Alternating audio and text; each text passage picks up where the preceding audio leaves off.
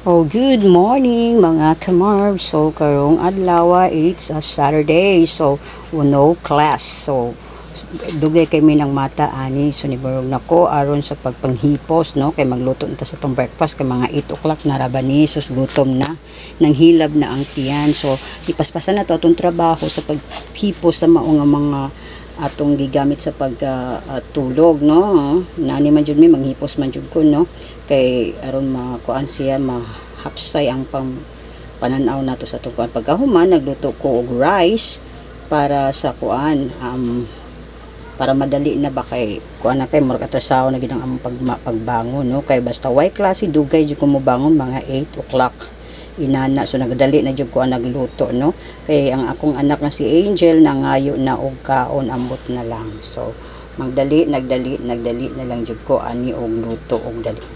Okay, so mao na to mga kamarbs na.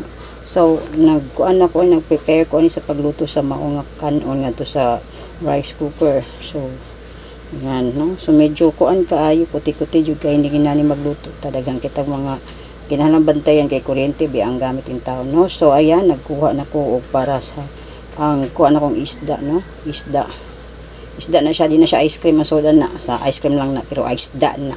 So nagkuha ako sa ref kay ako ni siyang kanang kuanon, kanang tangog tubig while ana para mahumok to manilhigsa ko kay gikan sa pagtaktak na ko daghang kitong abog, so manilhigsa ta.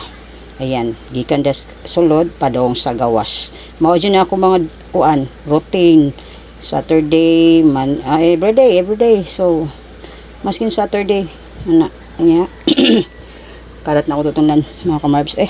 Kapoy man din magkuan ta maganang sana voice over rot dan tagtingog.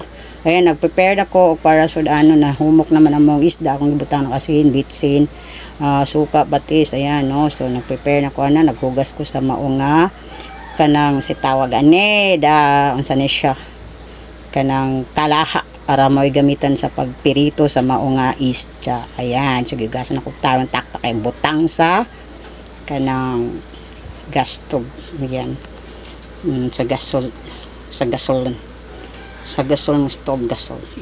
Ayan, butang mantika gamay para sa init na, ibutang na nato para madali na ta mga una ta pila ka minutos to maluto na tong rice, mga after 45 minutes luto na to. Ayan, so mao na diha nagkuan ko ako maginabagabay, hindi ko na biyaan kung magluto ko mayon ana magapong ko.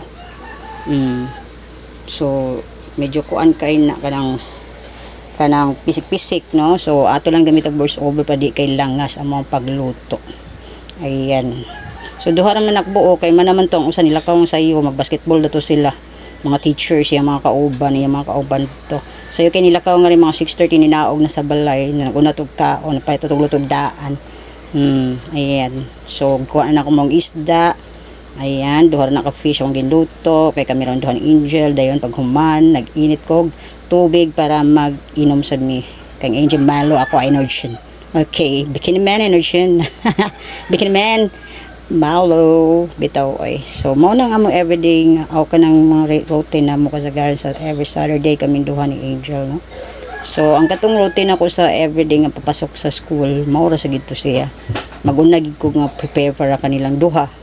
Kaming duha kan sa Saturdays ug Sunday dugay jud ko mabangon kay usahay sa kana bitang ting klase 4 o'clock magkumata 4:30 ana mostly maglungag. Ayan, so mga on me kay prepare ng akong gipang luto. O sa dahang salamat, bye bye.